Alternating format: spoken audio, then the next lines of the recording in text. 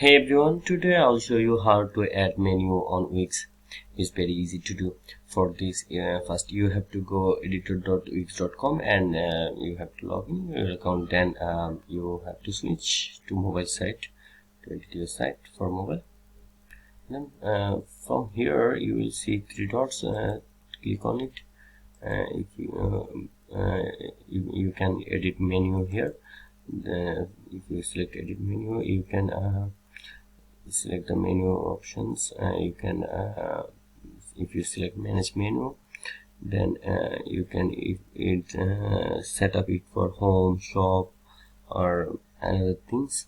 If you select three dots from the right, then you can select mobile settings, hidden mobile, or page background. Then if you select layout, then you will see allow position. You can select you can take it left or take it right. Then you can also edit it from here.